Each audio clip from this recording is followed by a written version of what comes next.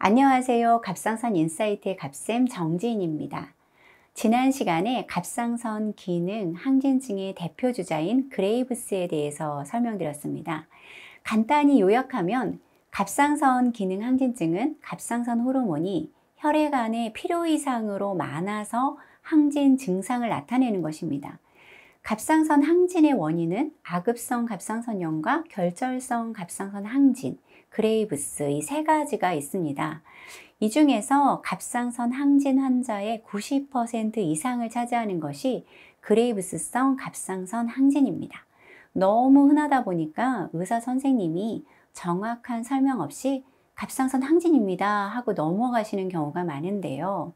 현재 메티마조를 복용하고 있다면 나는 그레이브스성 갑상선 항진증이구나 라고 생각하셔도 무방할 듯 합니다.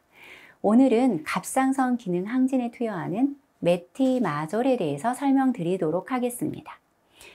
앞에서 그레이브스병의 원인은 자가 면역항체인 TRAbS라는 항체가 갑상선 안에서 만들어져서 갑상선 세포에 붙어 갑상선 호르몬을 비정상적으로 많이 만들어내도록 유도하는 호르몬이라고 했습니다.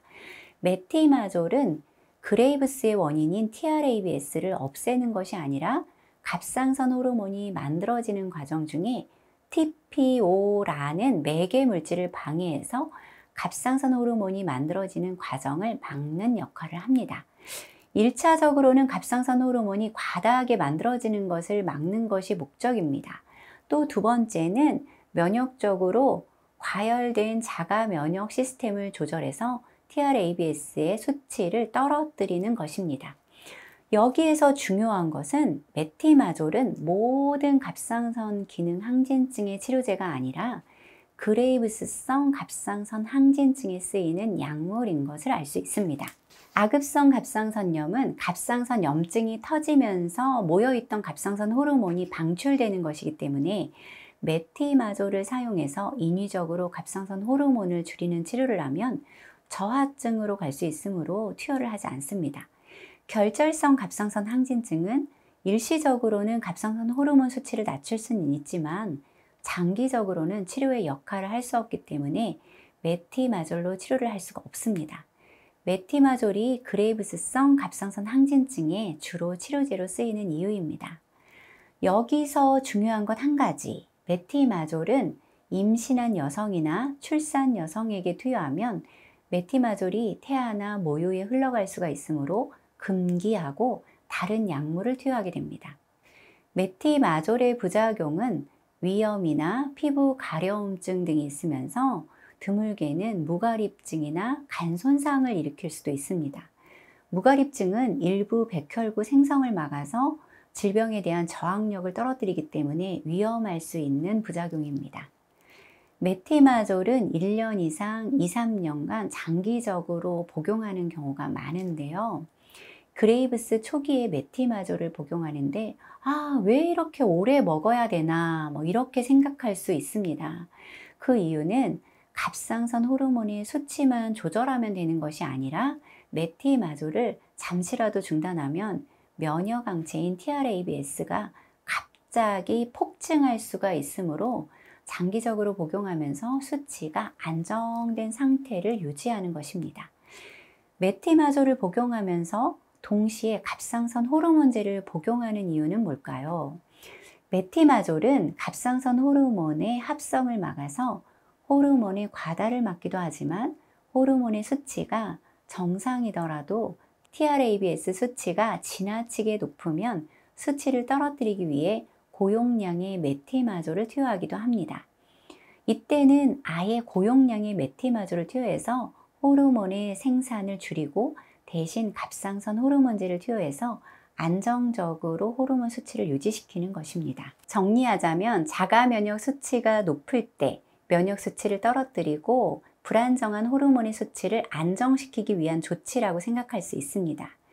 그러나 이 과정에서 갑상선 호르몬의 변화에 적응하는 인체는 혼란을 겪고 갑상선 항진 증상과 저하 증상이 섞여서 나타나면서 몸은 더 힘들어지기도 합니다. 메티마졸을 안 먹어도 괜찮다고 생각하고 임의로 약 복용을 중단하면 안 됩니다. 환자들 중에는 메티마조를 먹는데도 여전히 힘들다거나 다 좋아졌다고 생각하고 임의로 끊는 분들이 있습니다. 혹은 한약을 복용하시는 환자 중에 증상이 생각보다 빨리 좋아지고 편해졌다고 다 나았나 봐 라고 오해하시는 분들도 있습니다. 그레이브스성 갑상선 항진증은 언제나 잠재되어 있는 시한폭탄 같은 것입니다. 일단 수치가 올라가면 쉽게 안정되지 않는데 증상이 좋아졌다고 갑상선이 다 나았다라고 생각하지 마시고 반드시 면역 수치가 낮아지고 안정적으로 유지되는지를 지켜보셔야 합니다. 한약은 메티마졸을 복용하는 과정 중에 발생하는 여러 후유증을 치료합니다. 메티마졸은 호르몬 수치를 조절하기도 하지만 장기적으로 복용하면 갑상선 호르몬의 기능이 떨어지면서 갑상선 저하증이 되기도 합니다. 이미 항진 증상으로 힘들어하는 환자들이 다시 저하증을 겪게 되면 몸은 지치고 적응은 안 돼서 피로와 소화기 증상, 피부 증상, 탈모, 체중 증가, 근육통 등 여러 다양한 증상이 발생합니다. 한약은 이런 모든 과정들에 나타나는 신체의 손상을 치료하면서 동시에 메티마졸의 양을 점점 줄이게 되고 메티마졸로 인한 불편감을 또한 줄이는 역할을 합니다. 몇 개월간 너무 힘든 상태를 겪다가 한약을 복용하면서 몸이 회복이 되니까 정말 살 것 같다 라는 표현을 하는 환자분들이 많이 있습니다. 위암에 걸린 사람도 수술이 끝나고 방사선 치료를 받으면서 많은 힘든 투병 과정을 거치게 되는데요. 갑상선 기능 항진증 환자들도 이 치료하는 과정 자체가 아주 힘든 투병 과정입니다. 오히려 항진증을 견디면서 직장 생활도 해야 되기 때문에 더 힘들기도 합니다. 메티마졸은 몸을 치료하는 치료제라기보다는 자가 면역 체계를 조절하기 위해서 투입되는 또 다른 치료 방법입니다. 한약은 이 투병 과정에서 나타나는 몸의 여러 부작용과 힘든 증상을 치료하면서 또한 동시에 면역 체계가 안정되도록 합니다. 갑상선 기능 항진증은 어떤 방법으로든 치료가 잘 되기 때문에 대수롭지 않게 생각했다가 막상 약을 복용하면서 여러 증상들이 해결되지 않고 항진과 저하증이 반복돼서 일상생활이 힘든 환자들이 많이 있습니다.